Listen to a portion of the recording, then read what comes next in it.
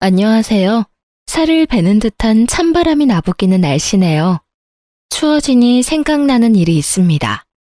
이제는 따뜻하고 포근한 날만 간직하고 싶어 차갑디 차갑던 살얼음 같은 기억을 이 기회를 통해 털어내보려 해요. 저는 40대 초반의 주부입니다. 제 남편과 저는 부모님의 주선으로 마련된 맞선 자리에서 처음 만나게 되었어요. 당시 나이가 26이었던 터라 무슨 맞선이냐며 부모님께 어린 딸을 그렇게 남에게 보내고 싶냐고 눈물까지 쏟으며 거부했었죠. 하지만 처음이자 마지막이라며 좋은 사람이라는데 놓칠 수 없다고 애원하듯 몇 날 며칠을 저에게 부탁하는 통에 나갔던 거예요. 그런데 민망하게도 그때 처음 본 남편과 눈이 맞아버렸고 짧은 연애를 마치고 결혼까지 하게 됐어요. 제 남편은 성인이 되자마자 사업을 시작했고 많은 사업을 하면서 시행착오를 겪었어요. 그로 인해 얻은 노하우로 결혼 직전에 시작한 사업이 대박을 쳤어요. 꼭 결혼 전에 일을 벌려야겠냐는 만류에도 흔들리지 않더니 그 고집으로 성공의 쾌거를 맞이하게 된 거죠. 그 덕에 신혼 때부터 알뜰살뜰 살아본 적이 없어요. 사고 싶은 건 사고 먹고 싶은 건 먹으면서 남부럽지 않은 넉넉한 살림을 꾸리며 지냈거든요. 거기다 남편은 자신의 이상형이 현모양처라며 저더러 바깥일할 생각 말고 안사람으로서 내조만 잘해주면 좋겠다고 하기에 결혼한 후로는 일까지 그만두고 아내의 역할에만 전념하며 가족을 챙겼어요. 평범함의 표준인 친정과 달리 시댁은 경제적으로 여유가 있어 금전적으로 시댁을 신경 쓸 일도 전혀 없었어요. 오죽하면 필요한 게 없으니 생일 선물도 짐이라며 하지 말라고 하실 정도였다니까요. 되려 시부모님이나 남편이나 자기들 말고 친정의 용돈이라도 더 챙겨드리고 좋은 게 있으면 항상 친정 먼저 챙기라고 하셨어요. 어머님, 제가 얼마 전에 백화점 갔다가 너무 예뻐서 어머님께 딱 어울릴 것 같아 하나 사봤어요. 지나칠래도 눈에 밟혀서 그냥 올 수가 있어야죠. 아유, 뭘 이런 걸 사와. 그 돈이면 네가 필요한 거나 하나 더 사지. 참, 나 줄 게 아니라 사돈댁한테 잘 어울리겠네. 사돈댁한테 선물해줘. 하지만 이건 어머님 생각하면서 산 건데 어떻게 저희 엄마한테 드려요. 이번만 받아주세요. 네? 내가 우리 며느리 성의 봐서 이번만 받는 거야. 알겠어? 다음부터는 굳이 챙길 필요 없어. 정 챙겨주고 싶으면 아들이랑 시간 내서 밥이나 함께 하고 말자. 그래도 오고 가는 정은 함께 식사하는 자리에서 시작하니 말이야. 그럴게요. 이야기 나온 김에 그럼 약속 잡을까요? 남편이 일 때문에 바쁘니까 미리 시간을 잡아야 맞추기 수월하다고 하더라고요. 제가 근사한 곳으로 예약할게요. 분위기 있게 오붓하게 식사해요. 그래, 좋다. 사돈댁이랑도 날 잡아서 외식도 좀 하고 우리랑만 자리 마련해서 함께 시간 보내면 얼마나 서운하시겠어. 귀한 딸 빼앗겼다는 원망 나는 듣기 싫다. 이런 시댁을 만난다는 건 정말 행운 아닌가요? 며느리와 사돈댁에 이렇게 신경을 써주는 집안이 몇이나 되겠나 싶었어요. 그러니 당연히 저도 친정 부모님도 시집을 잘 왔구나 하는 생각이 많이 들었죠. 이 덕에 저는 가족 중 그 누구의 눈치도 볼 필요 없이 원하는 만큼 얼마든지 친정을 챙겨왔어요. 경제적으로는 용돈을 자주 넉넉히 드렸고 쇼핑을 가서도 꼭 친정 부모님 것을 구매해 선물했어요. 외동인 제 아이의 교육도 부족하지 않도록 연령에 맞게 좋다는 것은 다 시켜봤을 정도로 투자했고요. 저도 원하는 게 생기면 금액에 연연하지 않고 샀어요. 저를 시기하는 남이 봤을 땐 남편이 벌어다 준 돈을 생각 없이 흥청망청 쓴다고 손가락질하겠지만 제 생활로 인해 쪼들린다거나 저축을 못한다거나 하는 일은 없었어요. 그저 우리 가정의 형편에 맞게 쓴 것일 뿐이었죠. 세상에 돈이 전부는 아니지만 살면서 풍요로움을 누리게 해주는 것 중 하나는 돈이잖아요. 없이 사는 것보다 있이 사는 게 더 행복하다는 걸 저는 남편과의 결혼을 통해 처음으로 느끼며 이 생활에 만족하고 행복감을 느끼며 지냈어요. 하지만 인생이라는 게 모든 면에서 완벽할 수는 없더라고요. 저희 부부에게는 신혼기간 이후 마음에 쓰이는 부분이 있었어요. 바로 가족 계획이었죠. 시부모님께서 외동은 잘하는 발달 시기에도 다 큰 성인이 된 후에도 많이 외롭다며 꼭 자녀는 2명 이상 낳아야 한다는 주의였어요.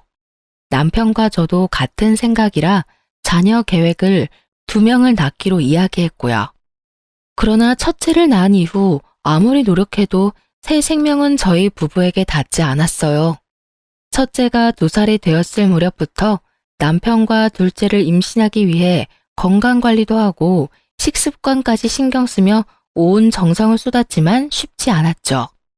첫째 출산 후 5년쯤 지나고부터는 슬슬 노산이 걱정되어 조급해졌었어요.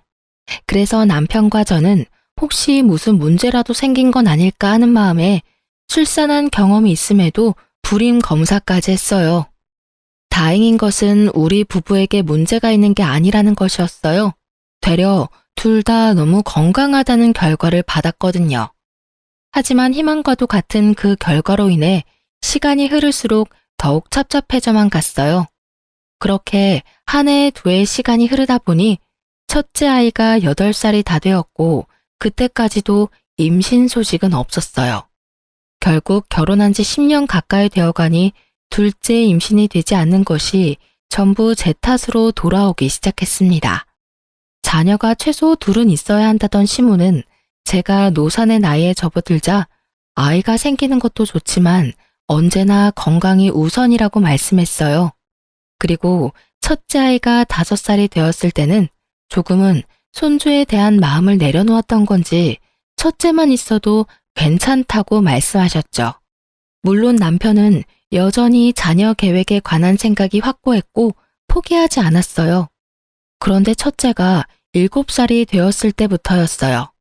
다 내려놓은 줄 알았던 시모까지 남편과 합세해서 한약이라도 더 강하게 지어 먹기라도 하라며 타박했죠. 예, 내가 정말 이런 말까진 안 하려고 했는데 해도 너무한 것 아니니?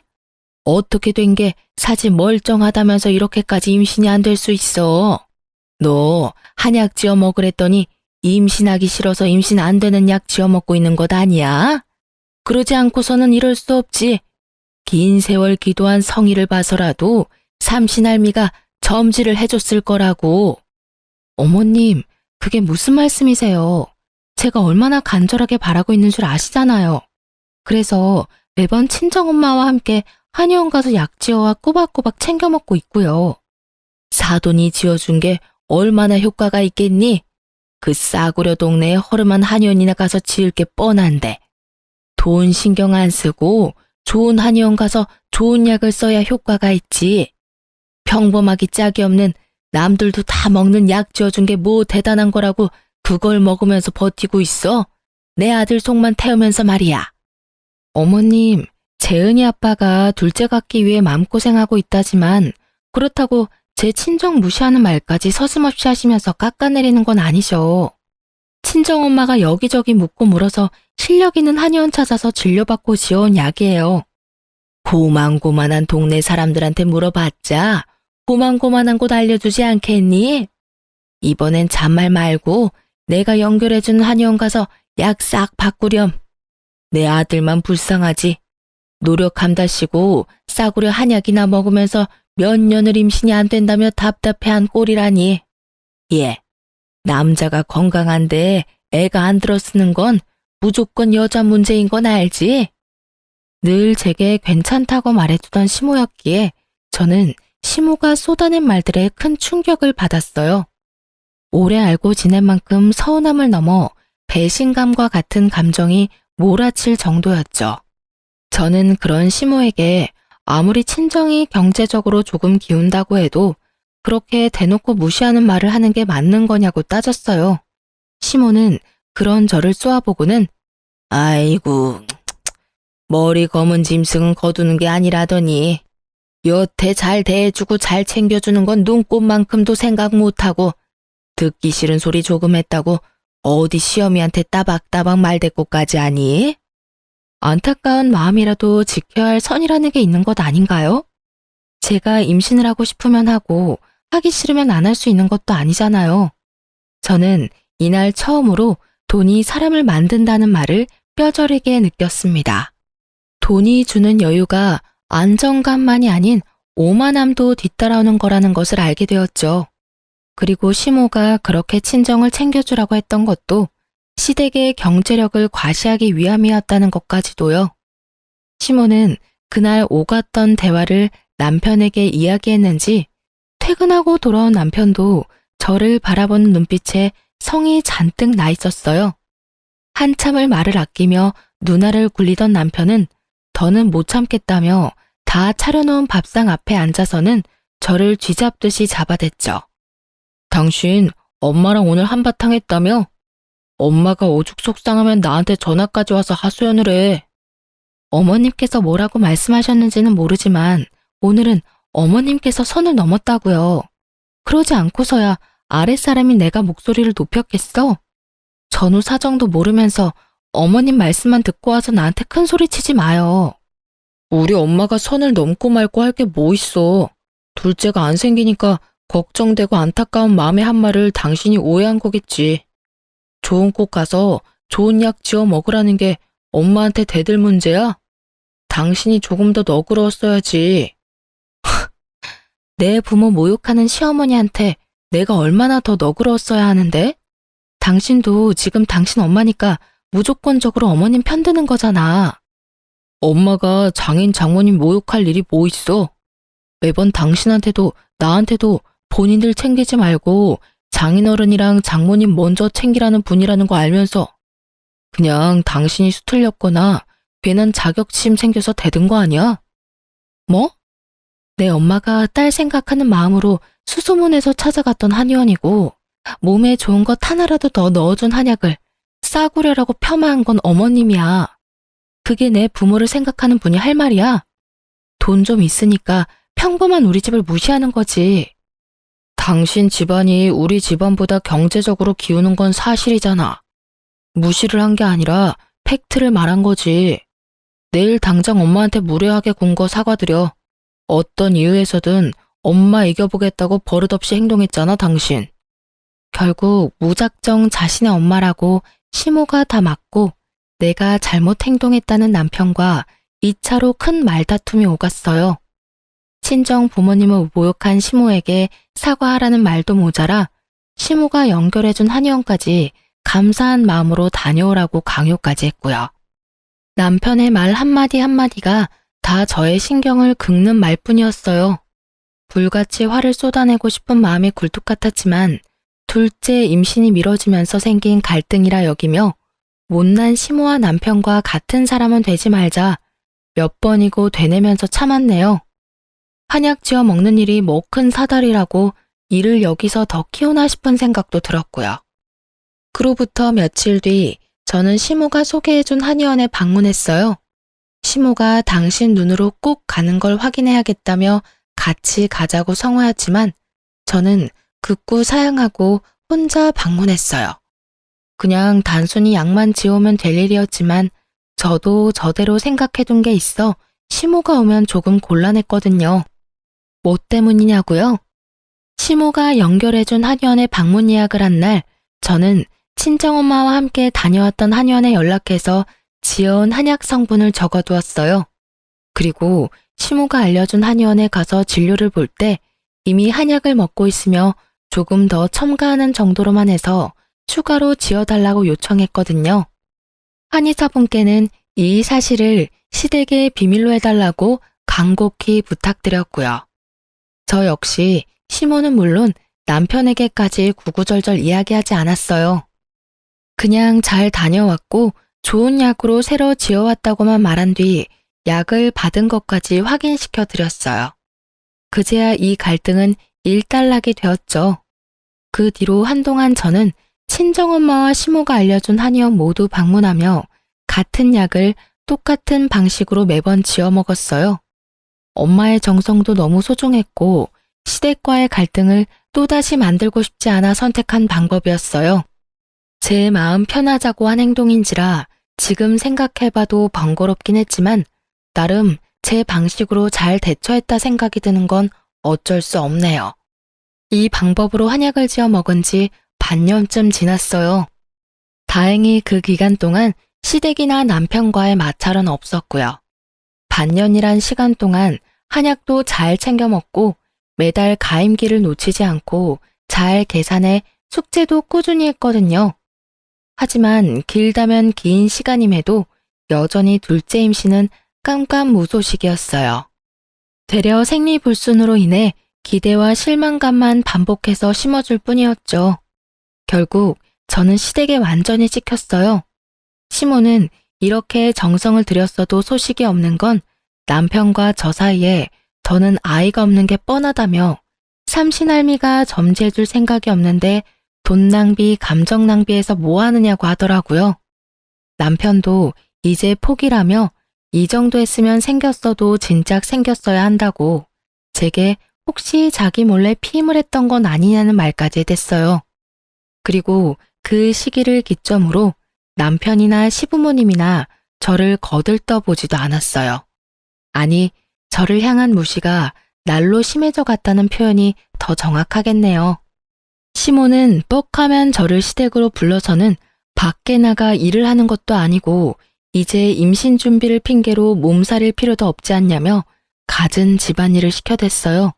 심지어는 날이 추워지니 기력이 쇠해지는 것 같다며 저더러 3일 동안 푹 고아서 곰탕을 만들어 오라는 둥. 컨디션이 안 좋으니 첫째 아이를 친정에 맡기고 시댁에 들어와서 나흘만 자기 대신 집안 관리도 좀 하고 시부모님 식사 준비도 좀 하라고 명령까지 했어요. 한 번은 시모가 친구들과 해외여행을 5박 6일로 다녀온 적이 있어요. 그때 제가 틈틈이 시댁에 가서 시부의 식사를 챙겼고요. 그런데 해외여행을 마치고 온 시모가 시댁에 도착하자마자 제게 전화해서는 성을 내는 거예요. 시모의 말에 저는 잠자코 듣고 있어야 하나 싶은 생각이 들 정도로 어이가 없었어요. 시모가 제게 화를 낸 이유는 정말 말도 안 되는 내용이었거든요. 당신이 해외여행을 갔다 돌아오는 날이면 시댁에 와서 자기를 맞이해야 하는 것 아니냐는 거였죠. 자기가 멀리 다녀왔으니 힘들 걸 생각해 자신의 짐을 정리해줘야 한다면서요. 결국 저는 참지 못하고 시모에게 한 소리 해버리고 말았어요. 예, 넌 눈치가 없는 거니? 아니면 내 성질을 돋우고 싶은 거니? 시험이 내가 멀리 해외까지 다녀왔으면 도착할 시간에 맞춰 시댁에 와 있어야지. 내가 이런 것까지 알려줘야 하니? 둘째 임신 때문에 금이 아오기 할 땐 몰랐는데 왜 이리 생각이 없는 건지. 어머니, 제가 마중 나간다고 연락드렸을 때는 싫다고 하셨잖아요. 그런데 갑자기 연락 주셔서 왜 화를 내시는 거예요? 네가 공항까지 나오는 게 싫은 거지. 친구들이랑 있는데 임신도 못하는 며느리 뭐가 자랑이라고 부르니? 내가 싫다고 했으면 시댁으로 넘어와 날 기다리고 있어야지. 내가 싫댔다고 와보지도 않아? 이제 어머님 오늘 오시면 힘드실 것 같아 냉장고에 반찬이랑 국 끓여 넣어놨으니 따로 찾아뵙지 않았던 거죠. 괜히 제가 가서 뚝딱거리면 어머니 쉬시는 데만 방해만 되기도 하고요. 얘 봐라. 나 위하는 척 포장하는 것 좀 봐. 네가 반찬이랑 국 끓여 넣어뒀으면서 와서 상 차려줄 생각은 왜 못하니? 그리고 쉬는 거야. 방에 들어가 쉬면 그만인데 그 핑계를 대? 네가 와서 내 짐도 좀 치우고 네 시부모 밥상도 좀 차리고 그럼 좀 좋니? 결혼한 지가 몇 년인데 그런 눈치도 여지가 없어? 어머님, 저희 집이랑 어머님 댁이 걸어가면 닿을 가까운 거리도 아니고요. 제가 왜 어머님 여행 다녀온 짐을 치우러 가야 해요? 저는 지금 어머님 말씀이 이해가 안 되네요. 지금 장난하니? 멀리서 온 시어미 위해서 와서 좀 거들라는 게 뭐가 이해가 안 돼? 하기 싫으니까 말대꾸나 해대고 말이야. 집에서 매일 놀고 먹는 게 입만 살아서는 네 남편이 벌어온 돈으로 호의호식하면서 지내면 시부모인 우리한테 잘해야 할 것 아니야? 어머님, 잘해드리는 것과 종처럼 부리는 건 다른 것 아닌가요? 여행 기간 동안 버스로 1시간씩 오가며 하루에 2번씩 가서 아버님 식사 챙겨드리고도 제가 그런 말을 들어야 하는 이유가 없는 거죠. 저요, 어머님 며느리지 가정부 아니에요. 기다리시던 둘째 손주 품에 안겨드리지 못한 건 너무 죄송스러운 마음이지만 그걸 이유로 함부로 대하지 말아주세요. 저를 대하는 태도가 확연히 변한 시모에게 그간 쌓인 감정을 쏟아냈어요. 물론 또 시모는 남편에게 연락해 고자질했고 남편은 전처럼 또 시모에게 사과하라며 제 말은 들어보려고 하지도 않았어요. 하지만 이번만큼은 굽히지 않았어요. 되려 남편에게 둘째를 포기한 뒤로 시댁 식구 모두 나를 막대하는 걸 언제까지 참아줘야 하냐며 큰 소리를 내버렸어요.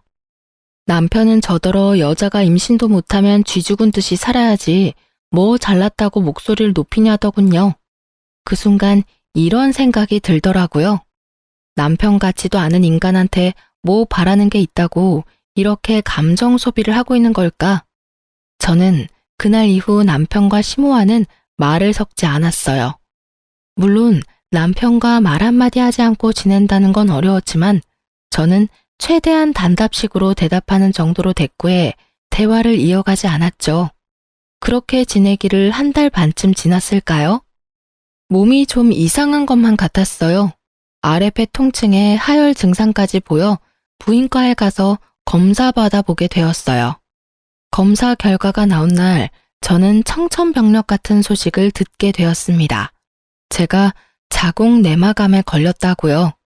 젊은 사람들은 나이 든 노인들과 비교했을 때 건강면에서 차이가 나 암이 훨씬 빨리 퍼진다는 말을 들었던 적이 있는데 임신을 위해 건강 증진 한약을 먹고 있었던 게 문제였던 걸까요? 암이라는 사실을 알게 되었을 땐 이미 다른 부위까지 전이된 후였어요. 한시가 급한 상황까지 와버린 후라 어떤 방식으로 치료할지에 대한 선택권조차 없었어요. 결국 저는 짧은 시간 안에 자궁 절제술까지 하게 되었어요. 다른 암에 비한다면 어쩌면 수술 후 경과도 좋았고 또 생명에 지장도 없었으니 천운이었다 여겼지만 그럼에도 참 힘든 시간을 견뎌야 했죠. 그렇게 고생 끝에 건강이 좋아졌지만 이럴 거면 차라리 포기하는 게 나았을지도 모르겠다는 생각이 들 정도로 마음이 힘들어졌어요. 수술 후 저는 시댁에서 완전 찬밥 신세가 따로 없었죠. 시댁 식구들은 제게 자궁까지 뗐는데 여자가 맞는 거냐며 남자도 여자도 아닌 몸이 되었다는 모욕에 모멸감을 느껴야 했어요. 심지어 남편까지도 저를 챙겨주기는커녕 시댁 식구들과 한편을 이루어 저의 모든 것을 깎아내리는 부정적인 말들만 쏟아냈어요. 그리고 늘 다 늦은 새벽이 되어서야 집에 들어와서는 정말 잠만 자고 나갔고요. 잘 때마저도 저와 살다는 것도 싫다며 저를 아이 방으로 내쫓고 혼자 안방을 차지하고 잤어요. 시모는 이 상황이 신나기라도 하는지 매일을 제게 찾아와 듣기 거북한 말들만 해댔습니다.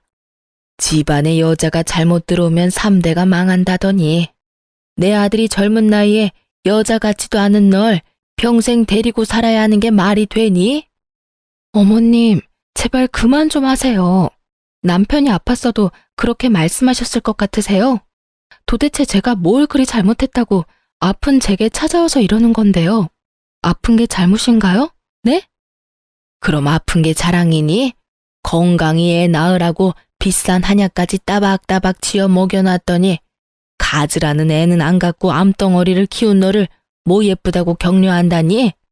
넌 지금 내 아들한테 소방 맞아도 이상하지가 않다는 건 몰라? 옛날 같았으면 쫓겨나도 볼백 번은 쫓겨났어. 그럼 제가 나가기라도 할까요? 예? 그렇게 못마땅하시면 제가 재은이 데리고 나갈게요. 그럼 되는 거죠? 어머님께서 원하시는 게 그거라면 제가 이 집에서 나간다고요. 어머 얘 봐라. 시어머니 앞에서 못하는 말이 없네. 내 아들이 벌어다 준 돈으로 암도 뗐으면 내 아들을 어떻게 내줘할지를 박 터지게 고민해야지. 듣기 싫은 말 좀 했다고 이렇게 시어머니 머리 위에서 놀려고 해? 그렇게 기다리던 애 임신도 못하고 거기다 평생 임신이라고 못하게 다 떼놓고 뭐 잘났다고 듣기 싫은 말 좀 했다고 큰 소리야? 매번 의미 없이 이런 대화 같지도 않은 대화를 하며 힘을 빼야 했어요. 수술 후 몸도 마음도 편히 쉰 적이 없었어요. 그렇게 제 삶은 그렇게 점점 피폐해졌고 우울증까지 심해져 갔어요. 아마 제 아이가 아니었다면 이미 모든 것을 내려놓았을지도 모릅니다. 암 치료를 한 지 1년이 조금 더 넘었을 때까지도 남편과 시모가 닥달하는 일은 멈추지 않았으니 말이에요. 제 아이가 제가 변하는 모습을 보고 제 속내를 느끼기라도 했는지 시모와 남편이 저를 괴롭히는 걸 직접적으로 본 적도 없는데 어떻게 알았는지 항상 자기 전에 제게 엄마는 나한테 너무 소중한 사람이야. 그러니까 힘내 엄마. 내가 많이 많이 사랑해. 라며 속삭여 주었어요. 아이가 해주는 이 따뜻한 한마디가 제 버팀목이었고 이 아이 덕분에 그 모진 시간을 보내면서도 숨 쉬며 살 수 있었어요. 그런데 시댁과 남편의 멸시를 끝낼 모든 것에 종지부를 찍을 사건이 터지고 말았습니다. 그날따라 남편이 집에 일찍 들어와서는 안 하던 집안일을 돕고 저를 살피는 말들을 해주더군요.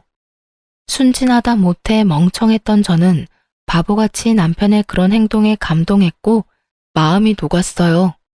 남편이 이제 우리 가족을 위해 다시 마음을 다잡았나 보다고 생각하면서 말이죠.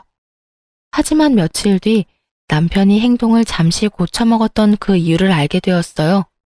딸이 친정에서 자고 오겠다며 유난히도 고집을 부렸던 날이었어요.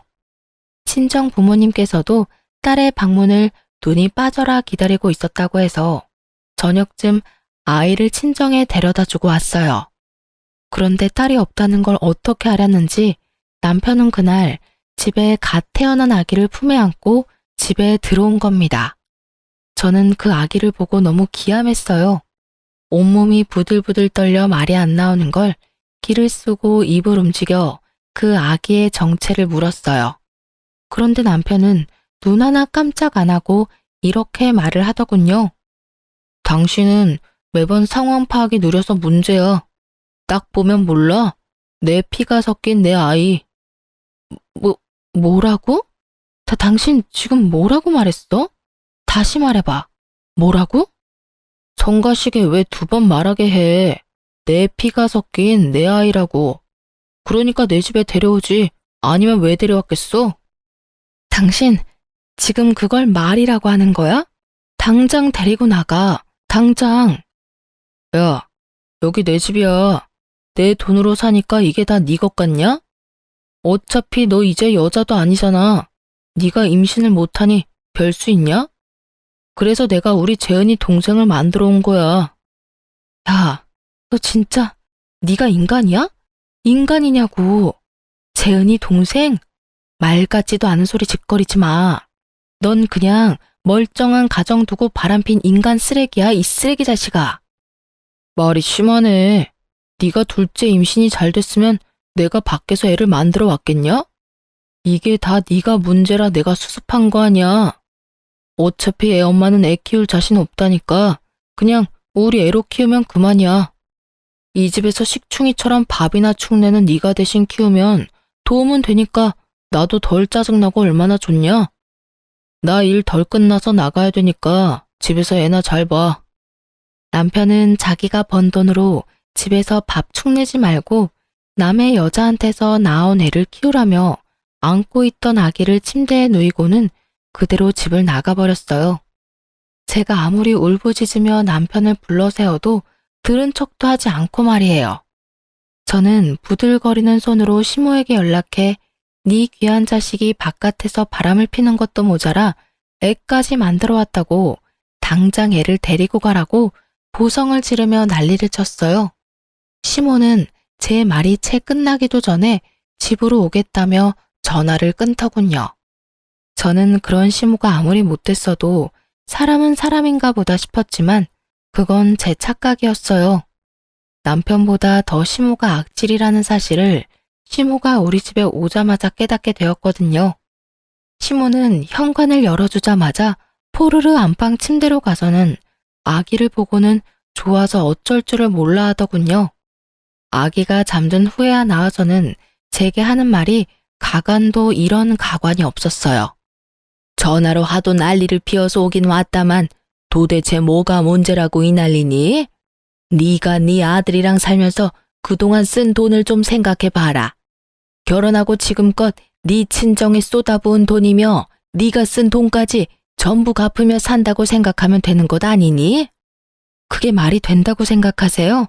바람핀 것도 모자라 남의 여자가 낳은 아이를 제가 도대체 왜 키워야 하는데요? 어머님도 재은 아빠도 진짜 사람도 아니네요. 양심이라는 게 없어요? 지금 그걸 말이라고 짓거리시냐고요. 예, 목소리 낮춰. 우리 둘째 깨면 어쩌려고 이래? 네가 내 아들 돈 쓰며 편하게 지냈으면 너야말로 양심 있으면 입 닫고 조용히 애나 키우며 살렴. 이혼당하고 싶은 거 아니라면 말이야. 제가 왜 제 애도 아닌 아이를 키워요? 제가 머리에 총 맞았어요? 제가 몸이 아픈 거지 머리가 어떻게 된 줄 아시냐고요. 어디 어머님이 바라던 둘째 아이, 어머님이랑 어머님 아들이 알아서 키워보시던가요? 저는 더는 이 집안에 발들이고 있고 싶지 않아 말이 끝나기 무섭게 저와 제 딸아이 짐을 챙기기 시작했어요. 시모는 그런 절 보더니 감히 어딜 나가려고 짐을 싸냐며 제 옷을 잡아 끌고 짐가방을 뒤엎으며 방해해댔죠. 그렇게 몸씨름을 한 지 30분쯤 지났을까요? 아기가 잠이 섞였는지 울음을 터뜨렸고 시모는 불이 나게 아이에게가 어르고 달래며 제게 욕설을 해대며 짐가방을 발로 차댔어요. 저는 더는 안 되겠다 싶어 짐이고 뭐고 그냥 집을 나서려는데 현관이 열렸어요. 그런데 이 개념 상실한 인간이 일이 있다고 나가놓고 애 엄마라는 여자를 끼고 집을 들어온 겁니다. 저는 그 정신 나간 것들을 보자마자 눈이 뒤집혀 노발대발을 하며 남편의 머리채를 잡았어요. 옆에 서 있던 상간녀가 놀란 토끼 눈을 하고는 저를 뜯어말리기 바빴죠. 뒤에서 시모가 한 팔로 제 허리를 잡고 당기는 바람에 남편과 떨어졌고 그 순간 시모가 상간녀에게 건넨 말에 몸에 힘이 쭉 빠졌어요. 시모는 그 상황에서 상간녀에게 사과를 하는 거예요. 전혀 정신이 나간 여자라며 많이 놀랐으면 미안하다고 말이에요. 네, 시모와 상간녀는 첫 만남이 아니었던 거죠. 이미 서로 잘 알고 지낸 듯 이 상황에서도 대화가 물 흐르듯 자연스러웠어요. 따져 물을 필요도 없이 그들의 관계를 알았어요. 그 아이의 친모라는 여자는 저와 맞선을 보기 전에 남편과 맞선을 봤던 여자였고 어렸을 적부터 남편과는 동네에서 함께 자란 여자더라고요. 남편이 결혼 초에 그렇게 많이 이야기했던 동네에서 자기가 좋다며 따라다니던 여자예요. 어떻게 아냐고요?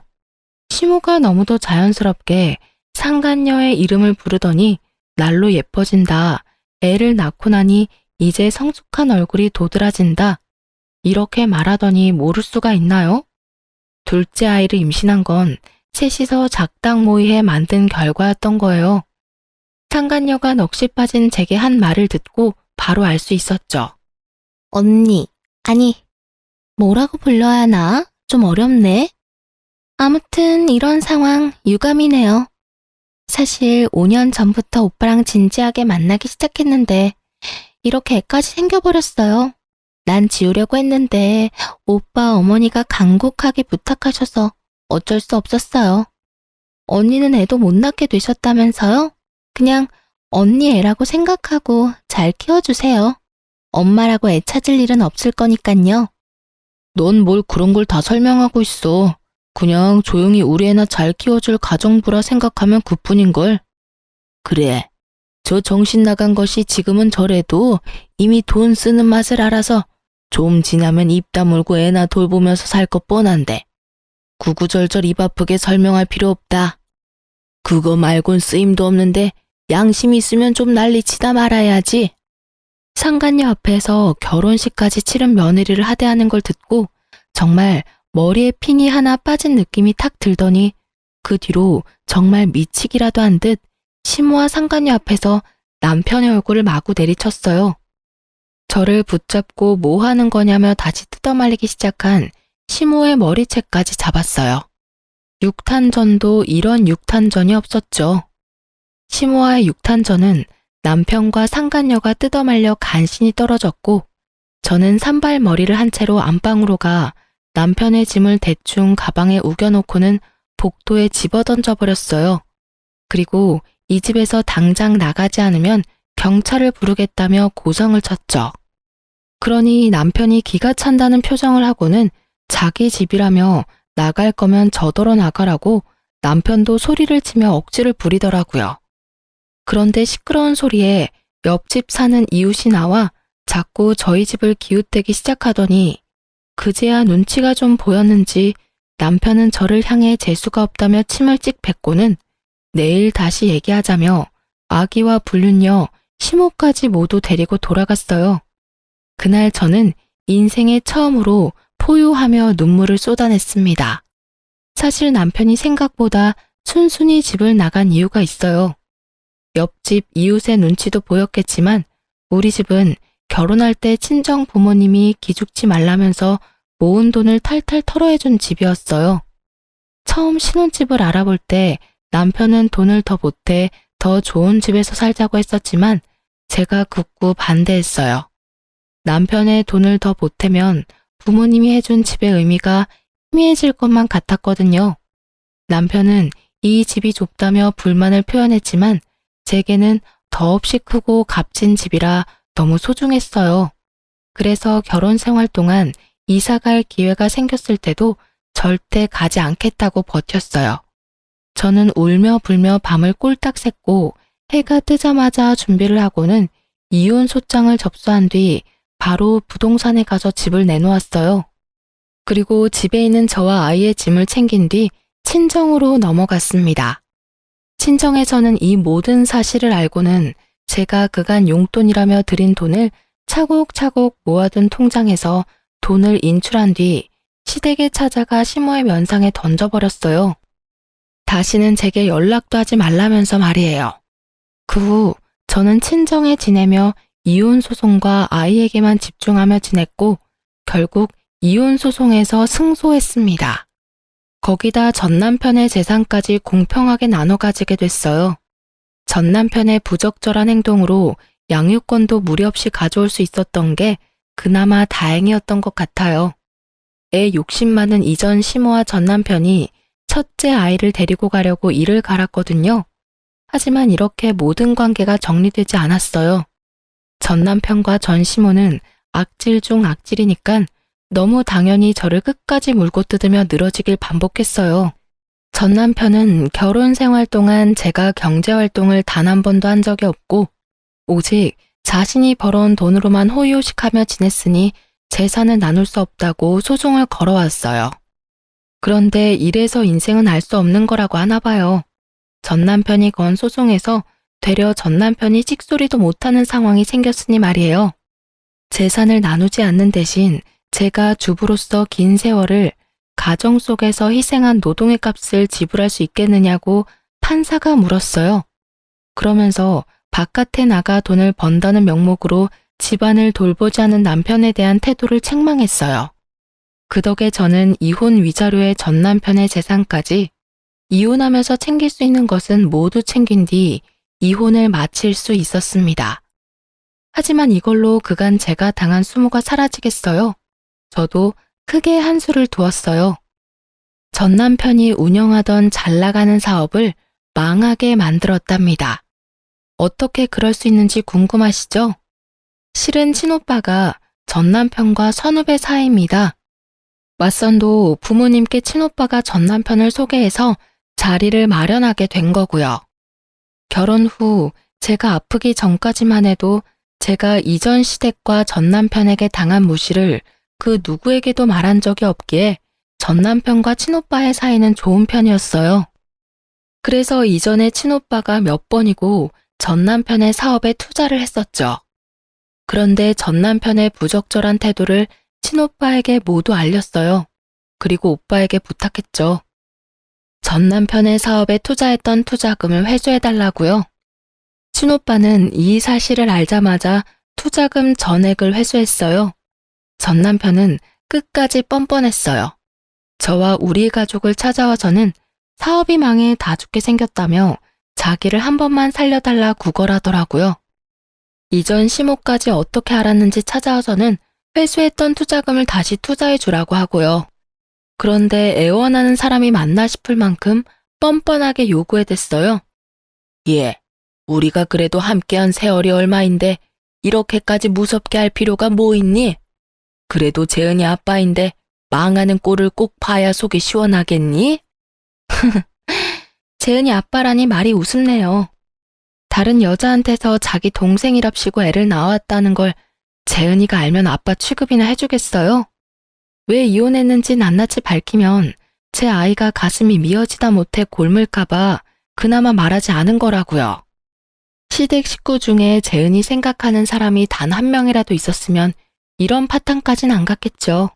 재은이 생각을 해서 둘째를 만든 거지 외동이 얼마나 외로운지 모르니?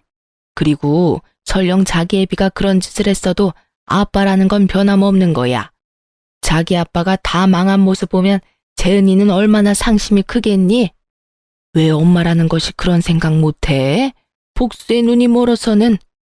그럼 당신도 당신 남편이 둘째랍시고 밖에서 애 달고 왔으면 너그러운 마음으로 당신 첫째를 생각해서 참고 감내할 수 있어?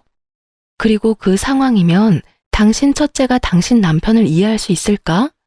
말 같지도 않은 소리 짓거리지 말고 다신 우리 눈앞에 나타나지 마. 당신 아들이 망하는 것도 다 당신들 업보니까. 나중에는 사업장이 부도가 나 넘어갈 위기까지 처하니 싹싹 빌며 자신들이 모두 잘못이라며 제발 도와달라 애원하더군요. 그러면서 상간녀의 아이는 자기 호적에 올리지도 않겠다며 상간녀에게 보내거나 그것도 마음에 안 들면 고아원에 보내겠다는 말까지 하는데 인간도 아니다 싶더라니까요. 저는 이런 전 남편이 너무도 넌더리가 나 제 바짓가랑이를 붙들고 말하고 있는 전 남편을 발로 뻥 차버렸어요. 그 후에도 몇 번이고 찾아와 애걸복걸하는데 저나 우리 가족 모두 이미 그놈들에게 질릴 대로 질린 후라 듣는 신용조차 하지 않았어요. 친오빠는 인간도 아니라며 상종도 하지 않았죠. 전 남편의 사업은 결국 제대로 망했고 갈 곳도 없어 시댁에 들어가 지내게 되었더군요. 상간녀는 전 남편이 망해 볼품없어지니 바로 돌아섰나 보더라고요. 아기까지 시댁에 두고 자취를 감춘 바람에 전 시모가 그 나이에 아기를 돌보는지 제게 몇 번 더 연락이 왔었어요. 자기 아들이 맘고생이 너무 심하다고 자기도 그 나이에 육아를 하니 여기저기 성한 곳 없어 힘들다며 충분히 반성하고 있으니 다시 돌아오면 안 되겠냐고요. 다시는 그런 천대하지 않고 떠받들고 지낼 테니 제발 와달라고 하길래 저는 전 시모에게 다 끝난 마당에 자존심도 없느냐고 찌질하게 그러지 말고 그렇게도 챙기던 자존심 지금도 좀 챙기라며 이런 연락 다신 받아줄 일 없다고 딱 잘라버렸네요. 요즘은 건강 회복이 많이 돼서 저도 작게 사업을 시작했어요. 그 누구의 도움도 없이 제 힘만으로 뭔가 해보고 싶다는 생각이 들었거든요. 물론 아직 엄청난 성과가 있는 것은 아니지만 그래도 아이와 저 둘이 먹고 살 만큼은 벌기 시작했어요. 최근에는 어느 정도 자리도 조금씩 잡혀가고 있어요. 친정 부모님과 함께 지내며 여전히 도움도 받고 있지만 이제 저도 제 능력껏 도움도 드리면서 그렇게 제가 사랑하고 저를 사랑해주는 사람들만을 오롯이 챙기며 지내는 중이랍니다. 이 일을 겪은 후 느낀 것이 참 많은데 그 중에도 하나 꼽아보자면 우리에게 주어진 인생 속에서 사랑을 주기만도 부족한 시간이라는 것인데요. 그래서 사랑만 하며 지내기도 부족한 제 인생 시간을 미움, 원망이라는 감정으로 채우기에는 너무 아깝다는 걸 느꼈어요. 그래서 지금 평범한 생활을 하면서 느끼는 이 소소한 행복과 기쁨들로 제 하루를 정돈하려고 노력 중입니다. 여전히 제게 시리도록 차가운 기억을 남긴 그 시간들 속에는 증오라는 감정이 서려 있을지 모르지만 그때에 머물러 있기보단 앞으로 채우며 살아가는 저 자신이 될 수 있도록 언제나 기도하고 응원하며 지내고 있어요. 그러니 제 사연을 들어주시는 많은 분께서도 속 시원히 막말도 대차게 한번 해주시면서 그저 재미난 이야기라고 기억해 주시면 감사하겠습니다. 소소한 행복이 가득한 날 되시길 바라며 마칩니다. 감사합니다.